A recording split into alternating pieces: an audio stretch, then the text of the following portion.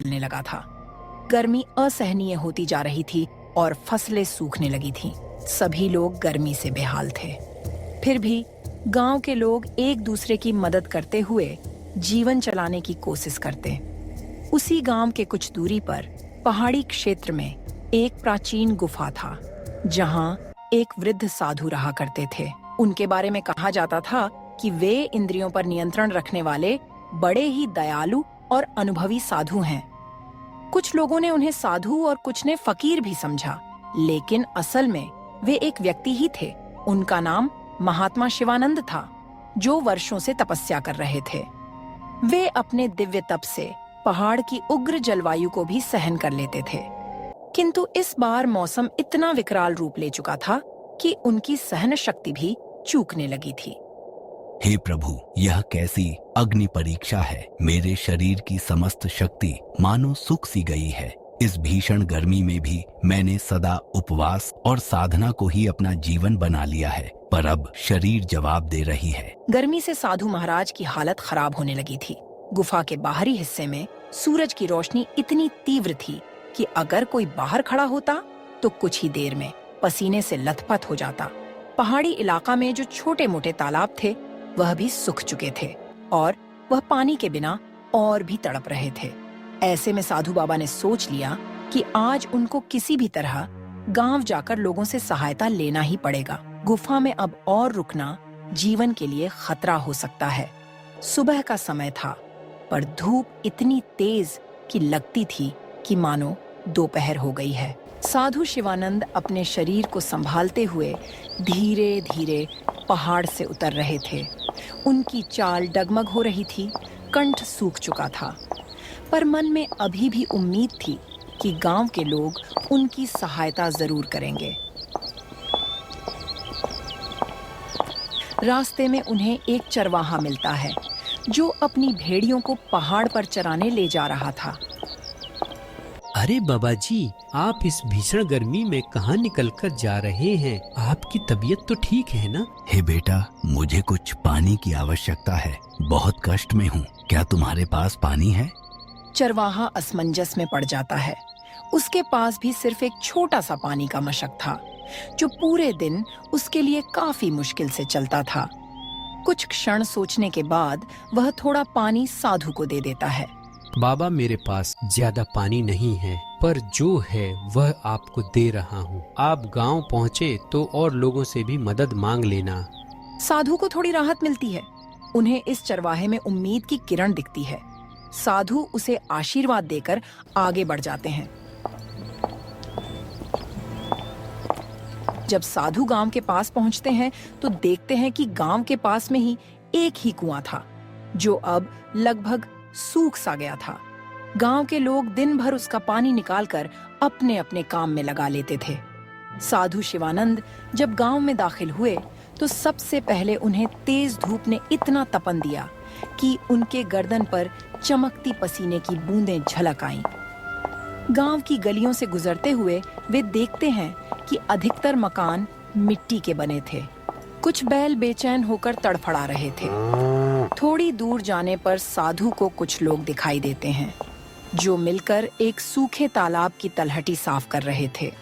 अरे शंभू भाई, लगता है ये गर्मी हमारी जान लेकर ही मानेगी। इतनी गर्मी, ऊपर से गर्म हवा शरीर को जला दे रही है। हाँ, तुम सही कह रहे हो, पर हम कर भी क्या सकते हैं? गांव में सभी परेशान हैं। अब तो कुआं का पानी भी खत्म होने वाला है। अगर पानी खत्म हो गया तो हम सब पानी के बिना तड़प तड़प कर मर जाएंगे।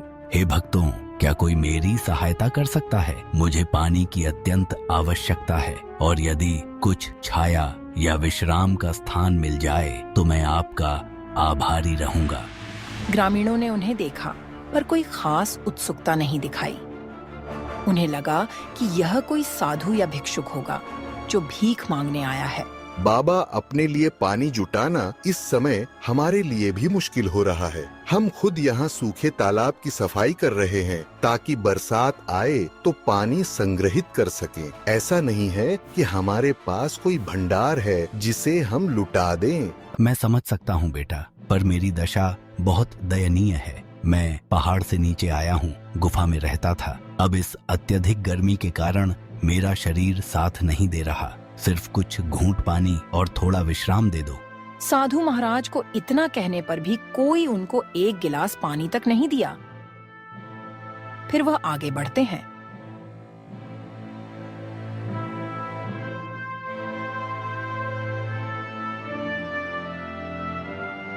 गर्मी से बेहाल मजबूर वह गांव के चौपाल पे जाते हैं, जहां लोग इकट्ठे होकर बैठते थे।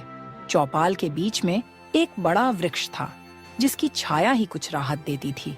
साधु उसी छाया की ओर बढ़े, लेकिन वहां पहले से ही कुछ लोग बैठे थे और गर्मी से बचने की कोशिश कर रहे थे। बच्चों, मुझे कुछ समय के लिए इस छाया में बैठने दीजिए और हो सके तो एक लोटा पानी दे दो। मुझे बहुत जोर की प्यास लगी है। चौपाल पर बैठे व्यक्ति बाबा का मजाक बनाते हुए बोलते हैं, बाबा, पानी की किल्लत सबको है, फिर भी अगर आपको बैठना है तो किसी कोने में बैठ जाएं, लेकिन हमसे ज्यादा उम्मीद न रखिए। फिर भी आप तो साधु हैं, आपको पानी की क्या जरूरत? आप तपस्या कीजिए, आपको तो भगवान पहले ही इतनी शक्ति दिए हुए है कि आपको पानी की क्या जरूरत।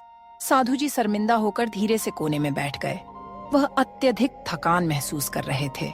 उन्हें आशा थी कि शायद कोई और उनको पहचान लेगा या मदद करेगा, लेकिन गांव वालों के बीच एक अजीब तरह का अविश्वास लग रहा था। उन्हें लगा कि साधु धोखा देने आया है या कुछ मांगने आया है जिसे वे पूरा नहीं कर पाएंगे।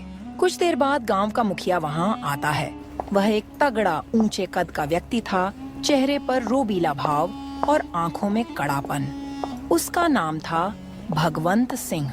साधु, मैंने सुना है कि आप गुफा में रहते हैं और अब गांव में आकर मदद मांग रहे हैं। यह गांव कोई आश्रम नहीं है कि यहाँ साधु संतों का निशुल्क पालन पोषण होगा। जिस प्रकार हम अपने परिश्रम से जीवन चलाते हैं, वैसे ही आपको भी कोई उपाय ढूंढना होगा। साधु जी ने असहायता से उसकी ओर देखे और कमजोर आवाज में बोले, बेटा, मैंने जीवन भर तपस्या की है, किसी से मांगा नहीं, पर आज तन की कमजोरी मुझे कमजोर कर रही है। क्या इस संसार में करुणा नाम की कोई चीज नहीं बची? कुछ लोगों में हलचल हुई, पर अधिकांश ने मुखिया के क्रूर स्वभाव को देखते हुए कुछ कहने की हिम्मत नहीं की। गांव में कई परिवार थे जो पहले काफी मेहमान नवाज माने जाते थे, पर आजकल पानी और भोजन की कमी ने सबको कठोर बना दिया था। बारिश न होने से फसलें सूख चुकी थीं, कुएं का पानी भी कम हो चुका था और नदियां कहीं दूर सूख चुकी थीं। जीने के लिए लोग दिन रात संघर्ष कर रहे थे। घर के अंदर एक बुजुर्ग महिला अपनी पोता को पंखा डोला रही थी। उसे तेज बुखार था। साधु जब गांव में घूम घूम कर लोगों से मदद मांग रहे थे, तब उन्हें कई मकानों से क्रूर भाषा का प्रयोग मिला। कुछ जगहों पर मना कर दिया गया तो कहीं उन्हें डांट फटकार सुननी पड़ी। यह सब देखकर साधु के हृदय में बड़ा दुख हुआ। वे सोचने लगे, क्या यही मनुष्यता है? क्या सच में लोग इतने स्वार्थी हो गए हैं कि किसी की सहायता करने में असमर्थ हैं? गर्मी अपना रौद्र रूप।